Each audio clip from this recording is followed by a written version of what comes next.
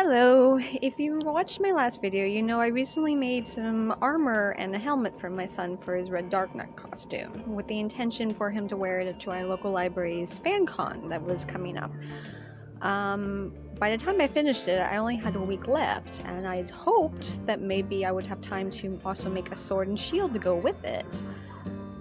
And although a week isn't really that long to make it, I was going to try anyway, right? If you're watching this, you realize, hey, I have made it the sword and shield. But there were some problems that came up. I wasn't able to get started on them right away, so by the time I did start, I only had 3 days before FanCon.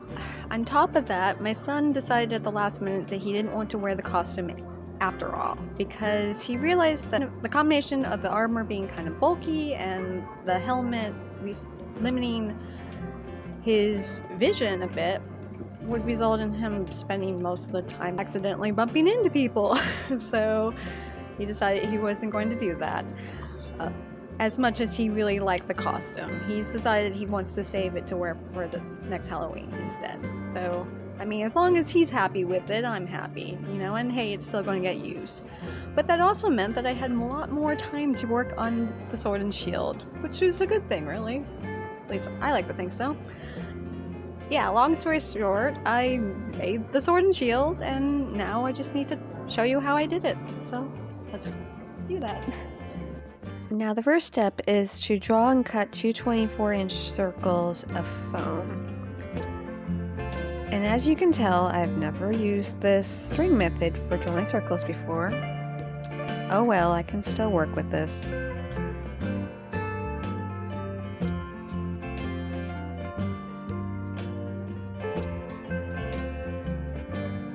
And now to cut it out. One down, another to go. This time I'll just trace it.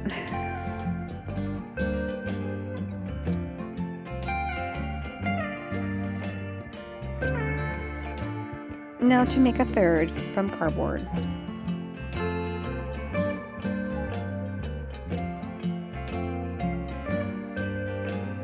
Now I figured I would sandwich the cardboard between the foam circles to give the shield more stability. And now I feel like eating an ice cream sandwich. Am I the only one?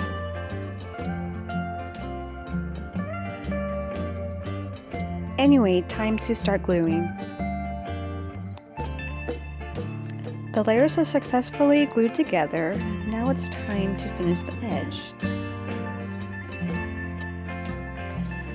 I've cut 4 strips roughly 19 inches long.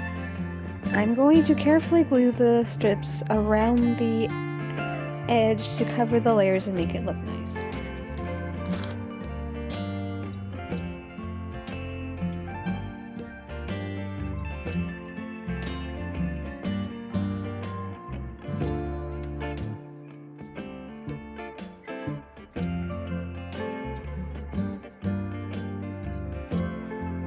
The strips are glued in place now, so let's move on to the next step.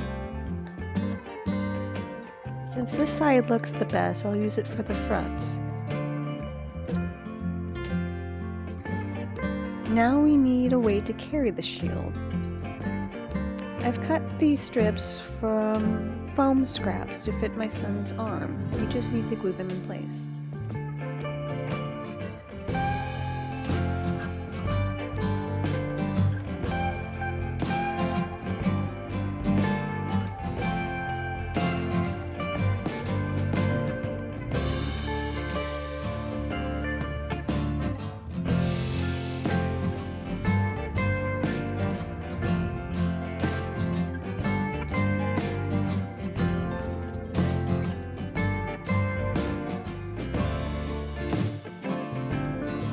Now the shield itself is finished, I just need to paint it.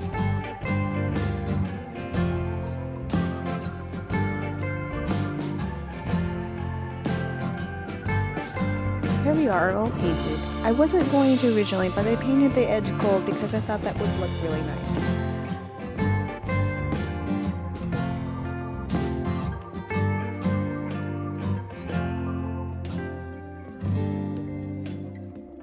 Now I need to decorate the center.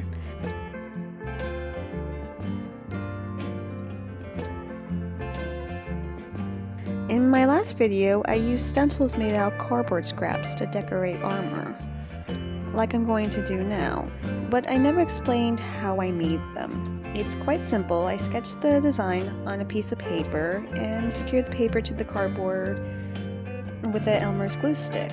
Then just cut it out with my craft knife and remove the paper. This saved me a lot of time and effort. Although the centipede's eyes were a bit of a pain in the butt to cut out. Now to finish the shield. This part is a lot easier to do off camera, so I'll see you in a bit.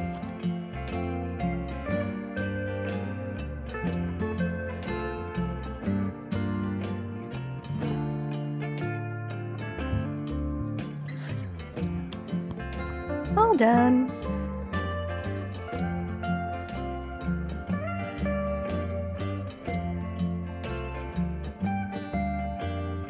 Next we make the sword.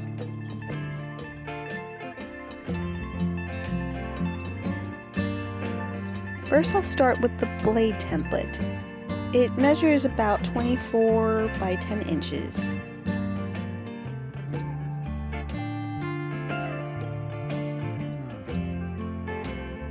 Trace one piece.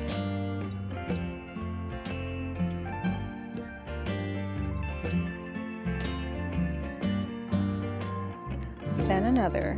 I designed the sword pieces so I can make it entirely out of scrap foam.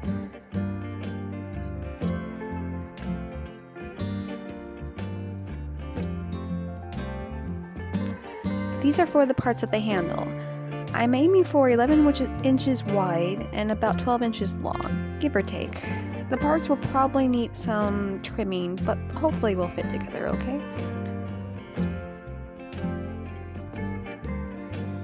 Anyway, let's get back to tracing.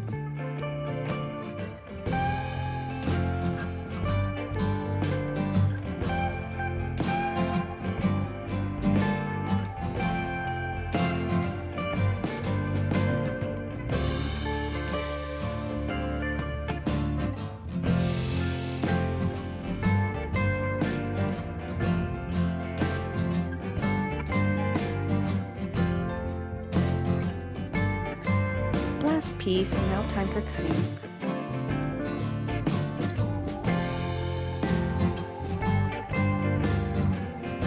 All the pieces are cut out and ready to go. I figured I would start with the blade, gluing the pieces and attaching them to this cardboard tube I saved from last Christmas. The tube will give the sword more strength. Back in a bit.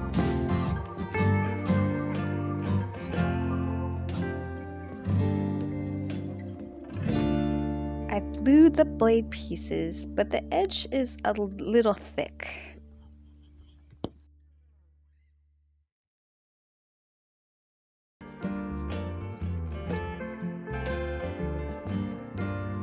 Before I paint it, I want to try to use my craft knife to trim off a bit to make it look more like a sharpened sword edge.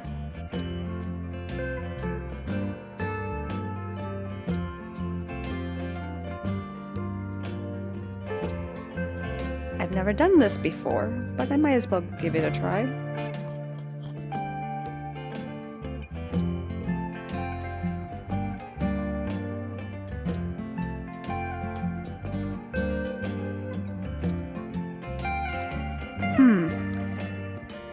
I think I might need to get a better quality craft knife.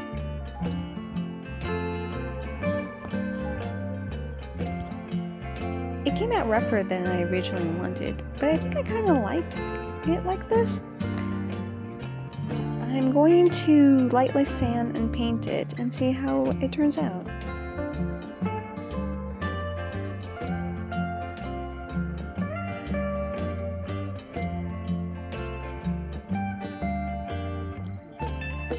A couple of coats of paint later, and here we are. I really do like how the edge came out, and so does my son. Again, not what I was originally going for, but it looks pretty good. Now to stop admiring it and get on with the rest of the sword.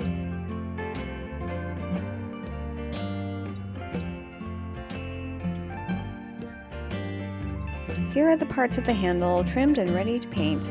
But first I'm going to use Mod Podge to prime them. Can you believe I almost forgot to do this with the blade?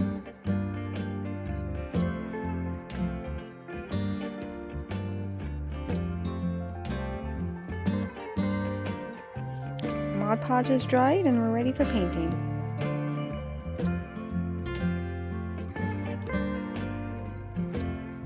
Two coats of paint later, and a lot of paint on my hands, as you can see. I'm almost finished with the sword. All that's left is to glue together the handle.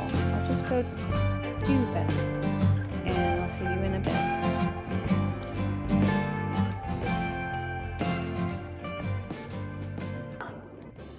bit. Yeah! Sorry, had to do it. Yeah, so here they are. The sword and shield. They didn't come out perfectly by any means, but I mean, I like the way they turned out. And, well, my son really likes them, and that was the important thing. They were for him, after all. So, yeah, that's about it.